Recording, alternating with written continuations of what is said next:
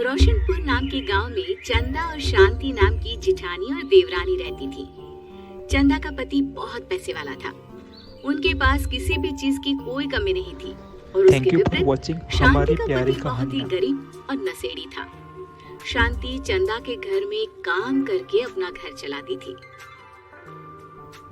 भाभी, घर पर खाने के लिए कुछ भी नहीं है। अगर आप थोड़ा खाना दे पाए तो बहुत मेहरबानी होगी। मुझे जो भी पैसे मिलते हैं वो तो आपके देवर नशे में उड़ा देते हैं। ये तुम लोगों का ना रोज रोज का ड्रामा हो गया है। अब देवर जी कमाते नहीं है तो मैं क्या करूं? तुम्हारा पति तो तुम्हारी सारी कमाई दारू में उड़ा देता है। रहने दो भूखा उसे। अरे ऐसे मत बोलिए भाभी, आप तो जानती ही हैं कि वो मन के कितने साफ हैं, पर इस बेरोजगारी के कारण उन्हें दारू पीने की लत लग गई है। अरे अपना ये रोना गाना बाद में कर लेना, पहले काम निपटा ले घर का। मेरा और टाइम खराब ना कर। जा गेहूं पीस ले, फिर तुझे कपड़े भी धोने हैं। शांति रसोई घर में जाकर गेहूं पीसने लगती है। पीसते पीसते कुछ गेहूं वहाँ कपड़ों में गिर जाते हैं, जिसे देखकर उसके दिमाग में एक आइडिया आता है। क्यों ना ऐसे ही थोड़े गेहूं मैं अपने पल्लू में बांधकर घर ले जाऊं, फिर एक बर्तन में जमा कर लूंगी और उसे पीसकर रोटी बना लूंगी।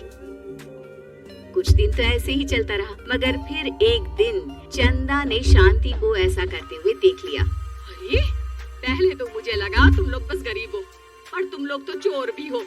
चोरनी कहीं। मुझे तो लगता था तू गेहूं पिसती है, पर तू तो अपने पल्लू में गेहूं छुपा कर ले जाती है। निकल मेरे घर से। मुझे माफ कर दो भाभी, हमारे पास खाने के लिए एक दाना तक नहीं था, इसलिए मुझे ये सब करना पड़ा। अरे तुम लोग मेरे रिश्तेदार हो, इसीलिए दया कर कर तुझे मैंने अपने घर पे काम पर रख लिया। पर तू और तेरा पति हमारे खानदान का नाम मिट्टी में मिलाने पर उतारू हो चुके हैं। आपको मुझे जितनी गालियाँ देनी है दीजिए, मारना है तो मार भी लीजिए भाभी, पर मुझे काम से मत निकालिए। परिवार की बात है, वरना कोई और ऐसा काम करता ना तो धक्के मार कर कब से घर का बाहर निकाल दिया होता। रोते रोते शांति अपने घर चली जाती है, जहाँ उसका नशेड़ी पति कहता है, अरे कहाँ रह गई थी कामचोर? इतनी देर क्यों कर दी? आज पैसे लाई कि आज भी खाली हाथ वापस आ गई है? अपने हाथ दिखा। जरूर पैसे छुपा लिए ताकि मैं दारू ना पी पाऊँ। नहीं जी, मैं आपसे क्यों छुपाऊंगी, और अभी आप दारू पीने की बात कर रहे हैं, उसी कारण तो आज हम लोगों की ये हालत हो गई है। इसी काम की नहीं है तू, बिना मार खाए समझेगी नहीं।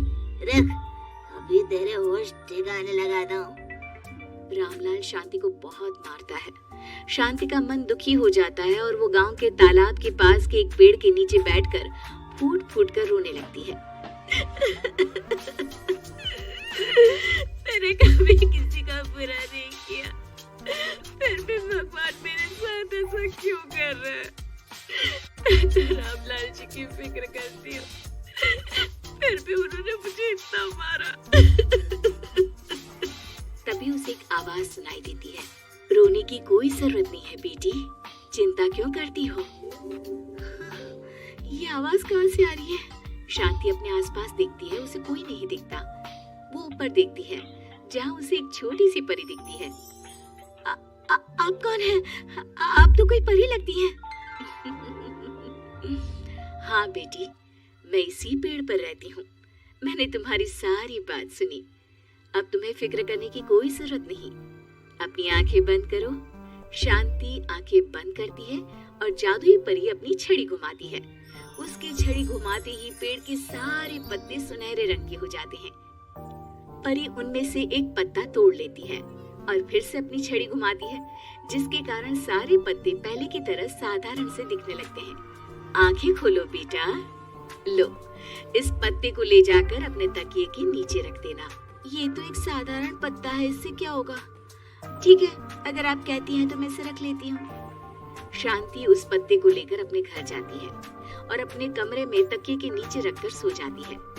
सपने में उसे वही पेड़ वाली जादुई परी दिखाई देती है। बोलो शांति, क्या चाहिए तुम्हें? मैं चाहती हूँ हम बहुत अमीर हो जाएं और मेरे पति नशा करना छोड़ दे, उन्हें कोई काम भी मिल जाए। कल जब तुम सुबह नींद से जागोगी, तुम्हारी इच्छा पूरी हो गई होगी। अगली सुबह शांति नींद से जागती है, अपने आसपास का नजारा देखकर चौंक जाती है। उसके बिस्तर पर चारों तरफ सोने चांदी रखे हुए थे। हे भगवान, कहीं मैं सपना तो नहीं देख रही? इतना सारा सोना, वो भी मुझ गरीब के पास। रामलाल जी को बताती हूँ, वो बहुत खुश होंगे। शांति जैसे ही कमरे के बाहर जाती है, वो देखती है कि रामलाल सूट बूट पहने काम के लिए बाहर जा रहा होता है। मुझे शहर में एक नौकरी मिल गई है शांति, मुझे आने में देर हो जाएगी, घर का ध्यान रखना।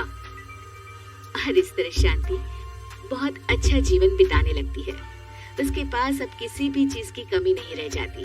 रातों रात शांति के पास आए इतने पैसों को देखकर उसकी जिठानी उससे पूछती है, अरे क्या रे शांति, कहीं बड़ा हाथ मारा है क्या? अचानक तुम लोगों के पास इतना पैसा कैसे आ गया? नहीं नहीं भाभी, ये सब तो जादुई परी के दिए हुए पत्ते का कमाल है। शांति जादुई पत्ते के बारे में सारी बात चंदा को बताती है, जिसे सुनकर चंदा के मन में लालच आ जाता है और वो झूठ मूठ रोते हुए उसी पेड़ के नीचे जाती है जहाँ उसकी रोने की आवाज सुनकर जादुई परी कहती है, क्या हुआ बेटा, क्यों रो रही हो? मैं बहुत गरीब हूँ, मेरे पति मुझे बहुत मारते हैं, अब मैं जीना नहीं चाहती। चिंता मत करो बेटा, अपनी आंखें बंद करो। जादुई परी चंदा को भी उसी पेड़ का एक पत्ता देती है और तकिए के नीचे रखने को कहती है। चंदा उस पत्ते को लाकर अपने तकिए के नीचे रख लेती है और अगली सुबह जब उठती है तो उसके कमरे में चारों तरफ सांप बिच्छू रहते हैं। अरे बचाओ बचाओ, कोई मुझे बचाओ, ये कैसा पत्ता है जिसे लाने के बाद उस गरीब शांति के पास तो इतना सारा सोना आ गया, और मेरे चारों तरफ ये सांप बिच्छू, अरे कोई बचाओ। चंदा अपनी जान बचाती हुई शांति के पास जाती है। चलिए भाभी, मुझे लगता है आपके घर में सांप बिच्छू को बस जादुई परी ही हटा सकती है।